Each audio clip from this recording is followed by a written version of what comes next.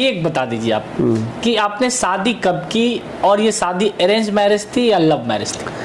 बिल्कुल। मेरी शादी 2006 में हुई, जब मैं पढ़ाई कर रहा था, और वो मेरे साथ यूनिवर्सिटी में ही पढ़ती थी, और फिर जानते थे हम लोग एक दूसरे को।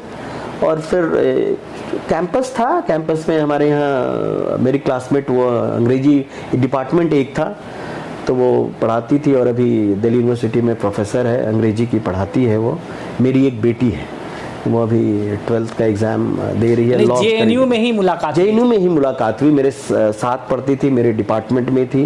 हालांकि मैं भाषा विज्ञान का छात्र था, डिपार्टमेंट एक है, और वो अंग्रेजी की स्टूडेंट थी। तो उसने भी उसी सेम डिपार्टमेंट से। कहाँ की रहने वाली हैं वो कैलकाटा की रहने वाली है। प्रेसिडेंसी कॉलेज से उसने ग्रेजुएशन किया था, फिर जवाहरलाल नेहरू यूनिवर्सिटी में हम लोग साथ एमए एमफिल पीएचडी तक।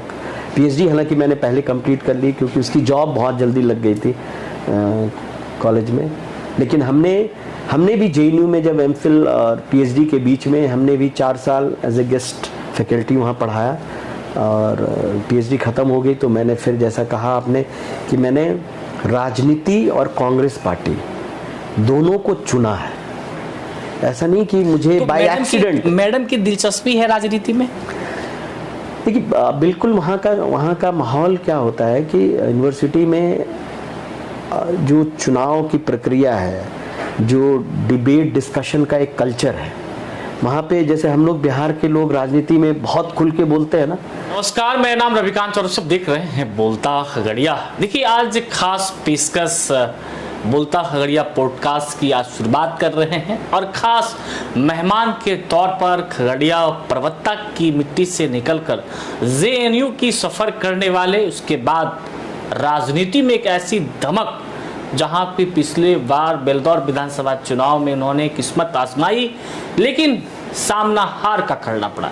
उसके बावजूद हिम्मत नहीं हारी और लगातार जो है प्रयासरत हैं। कांग्रेस के उच्च पद पर है। अगर मैं बात करूं तो राष्ट्रीय कमेटी में राष्ट्रीय सचिव डॉक्टर चंदन यादव जी हमारे साथ खास बातचीत करने के लिए इस वक्त हमारे साथ हैं पॉडकास्ट में। चंदन जी, सबसे पहले बोलता खगड़िया पॉडकास्ट में आपका स्वागत है। पर्वता की धरती से निकलकर जेएनयू तक का सफर वो कैसा रहा, किस प्रकार से ये चुनौतियां थी, और आने वाले जो युवा हैं उन युवाओं के लिए ये कैसे मार्ग प्रशस्त हो सकेगा? सबसे पहले धन्यवाद रविकांत जी, आपके श्रोताओं को, बोलता खगड़िया के सभी श्रोताओं को दिल की गहराई से नमस्कार, प्रणाम। देखिए, आपने सही कहा, पर्वता में मेरा जन्म हुआ, वहाँ मेरी ज़मीन है, और एक स्वतंत्रता संग्राम परिवार में मेरा जन्म हुआ। मेरे दादाजी 3 भाई थे और तीनों स्वतंत्रता सेनानी थे। तो आप कह लीजिए, जो एक समाज का सेवा भाव, देश के लिए सेवा भाव हम लोगों को एक विरासत में मिली। हम लोगों का स्वतंत्रता संग्राम का जो संघर्ष है और देश की आज़ादी का जो संघर्ष है, वो कहानी कहीं ना कहीं हम अपने दादी से, अपने पिताजी से, अपने चाचा से सुना करते थे। खास करके दादी तो बहुत किस्से थे उनके, और तीनों दादाजी जो हमारे बड़े मंझले और छोटे, मेरे दादाजी सबसे छोटे भाई थे, तो इन लोगों की कहानी सुना करते थे कि किस तरह से अंग्रेज आते थे और दादी क्या करती थी और मेरे पिताजी क्या करते थे, कैसे भागते थे। तो वो कहानी आज़ादी के संघर्ष की कहानी, खास करके 1942 के आंदोलन की कहानी हम लोगों के दिमाग में, दादी के ज़ुबान से जो कहानी अभी भी कानों में गूंजती है। और मुझे लगता है कि जो देश की सेवा की प्रेरणा और समाज सेवा की प्रेरणा, मुझे कहीं ना कहीं लगता है कि वहाँ से उस दिमाग, दिल और मस्तिष्क में गहरी होती चली गई। और फिर खगड़िया में हम लोगों का घर है, यहाँ जयप्रकाश नगर में। वहाँ मेरे पिताजी, मेरी बहनें वहाँ पढ़ी है, और मेरी जो पढ़ाई, स्कूली पढ़ाई भागलपुर में माउंटेसेसी स्कूल से, वहाँ से 10वीं की पढ़ाई हमने पास किया। और फिर जो ग्रेजुएशन में हम दिल्ली यूनिवर्सिटी में से हमने ग्रेजुएट किया, और फिर एमए एमफिल पीएचडी हमने जवाहरलाल नेहरू विश्वविद्यालय से पढ़ाई की। और जो मैंने कहा कि जब दिल्ली विश्वविद्यालय में थे, जहाँ छात्र राजनीति बहुत ही असरदार होती है, और वहाँ पर बहुत ज़्यादा सक्रिय नहीं थे, लेकिन जो कॉलेज की यूनिट की जो कांग्रेस की NSY विंग थी, वहाँ से हमारा राजनीति का एक संघर्ष मान लीजिए, हाँ, है कि प्रेरणा तो वो डेफिनेटली एक स्वतंत्रता संग्राम के संघर्ष की। ने आपको कितना क्या कुछ दिया? मैं वही कह रहा हूँ कि एक जो राजनीति के का जो चस्का कह लीजिए, जो राजनीति का जो एक कीड़ा कभी कभी कहते हैं, लगता है कि थोड़ा वहाँ से मुझे लगता है कि मुझे एहसास होता था। इसलिए जब आपने सही कहा, जब जवाहरलाल नेहरू विश्वविद्यालय में मेरा एडमिशन हुआ और जैसे ही मैं कैंपस गया, तो वो एक कैंपस बड़ा लाजवाब है। लाजवाब इस सेंस में है कि आपको ना इंसान बनाता है, आपको राजनीति में एक मानवीय राजनीति का नींव रखता है कि आप राजनीति किस लिए कर रहे हैं, वो एक आपको उस यूनिवर्सिटी आपको देता है। रहते आप पूरे देश की राजनीति से आप अवगत हो जाते थे कि इस फलाना पार्टी की विचारधारा क्या है, हम में और DMK में क्या अंतर है, हम में वामपंथी में क्या अंतर है, कांग्रेस और BJP में क्या अंतर है। आप जब अनुयायी से जो है, आपने छात्र विंग से जो है जब आपने शुरुआत की, तो फिर जो है किस प्रकार से जो है जिम्मेदारियां मिलती चली गई, और आप जो है छत्तीसगढ़ के भी जो है सब प्रभारी भी रहे, एक बड़ी जिम्मेदारी कांग्रेस ने दी, तो क्या उस जिम्मेदारी तक पहुंचना कितना बड़ा चुनौती था? देखिए, JNU ने मुझे मेरी जो राजनीतिक सोच है, मेरी जो राजनीतिक विचारधारा है, मेरी जो राजनीति करने का तरीका है, वो सब मैंने JNU से सीखा है। वो सब मेरे JNU के 6 साल 7 साल जो मैं इस कैंपस में रहा, और तकरीबन 5-6 साल लगातार छात्र की राजनीति की, तो मुझे वहाँ से मुझे पूरी नींव मिली है ना, वो स्ट्रेंथ, वो ताकत मिला। और दुर्भाग्यवश कहीं ना कहीं भारतीय जनता पार्टी एक खूबसूरत सा विश्वविद्यालय को बर्बाद करने पर तुला हुआ था।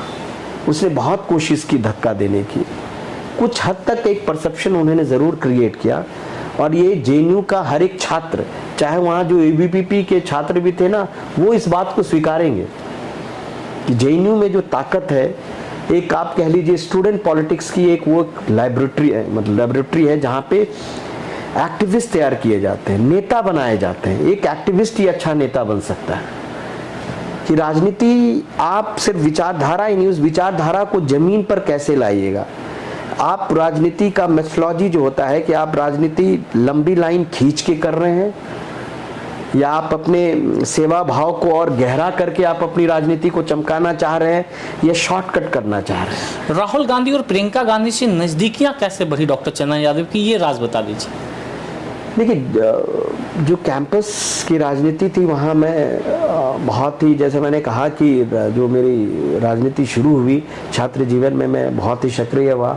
वहाँ यूनिवर्सिटी में मैं वहाँ का अध्यक्ष बना अपने पार्टी का, NSY का, और मेरे कार्यकाल में बहुत ही अच्छा काम, NSY बहुत आगे बढ़ा संगठन की दृष्टि से, और वहाँ जो विश्वविद्यालय का चुनाव होता है उस दृष्टि से भी। जैसे मैंने कहा, वो एक वामपंथी का गढ़ हुआ करता था, और इसलिए हम लोग वहाँ कमज़ोर थे संगठनिक तरीके से भी, और संगठन मजबूत नहीं था तो वोट भी कम आते थे। लेकिन हम लोगों ने मिलकर एक टीम बनाई, गढ़ा, और JNU एक कांग्रेस के छात्र राजनीति का एक स्ट्रॉन्ग केंद्र माना जाता है। फैमिली बैकग्राउंड की अगर मैं बात करूं, पिताजी किसान, फार्मर, आप कितने भाई बहन हैं?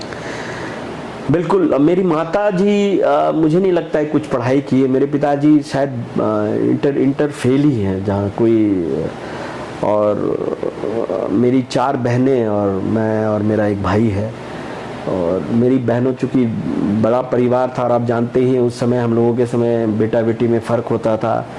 खुशी की बात है ये है कि अब थोड़ा वो पाटना हुआ है कि अब लोग बेटी को भी लड़की को भी पढ़ाते हैं, बहुत ही खुशी की बात है। लेकिन उसमें से बड़ा बेटा होने के कारण मुझे थोड़ा सा ज़्यादा, मैं शहर चला गया पढ़ने के लिए। मेरी बहन, और सबसे बड़े भाई? हाँ, भाई में बहन हमसे बड़ी है। और अच्छा। तो बहन तो हमारी सभी गांव के स्कूल में पढ़ी, खगड़िया में आकर के पढ़ती थी, एग्ज़ाम देती थी। हमें भागलपुर के स्कूल में एक चाचा जी के पास, चाचा जी मेरे वहाँ नौकरी करते थे, तो उनके पास मैं रह करके पढ़ता था। माता पिता मेरे गांव में खेती संभालते थे, ये देखते थे। शादी आपने कौन सी साल में की? ये बात एक और चीज़ है कि मेरे माता पिता अनपढ़ नहीं थे, जो हम लोगों का जनरेशन था। एक मेरे पिताजी ने, पूरा परिवार ने बहुत कोशिश करके थोड़ा अपने को सीमित करके रख करके हम लोगों को पढ़ाने पे जोर दिया, जिसकी वजह से हम लोगों के जनरेशन में, मेरा जो भाई है, कज़न है, ये सब हम लोगों में पढ़ाई थोड़ी आई, अच्छी आई हम लोगों का जनरेशन। फिर बाहर पढ़ने का मौका मिला तो हम लोग गए और वहाँ पे पढ़ाई। यानी बाहर का जो कंसेप्ट होता है, नहीं घर से, गांव से, कस्बे से बाहर निकलने के बाद जो है, और बॉडी लैंग्वेज से लेकर के और जो कॉन्फिडेंस लेवल है वो कितना हाई होता है, कितना वो बढ़ता है। ये बात सच है कि नॉलेज सिर्फ किताब के पढ़ने से नहीं होता है। जो कभी कभी कहते हैं ना, आपकी उम्र का भी एक तकाजा होता है। आपके बाल जब भूरे होते हैं तो वो आपके एक्सपोजर से होते हैं, आपके संघर्ष से होते हैं, जो अपने आप जिंदगी में सीखा है। तो हम लोग समझ लीजिए, कह देंगे उस जनरेशन के लोग हैं,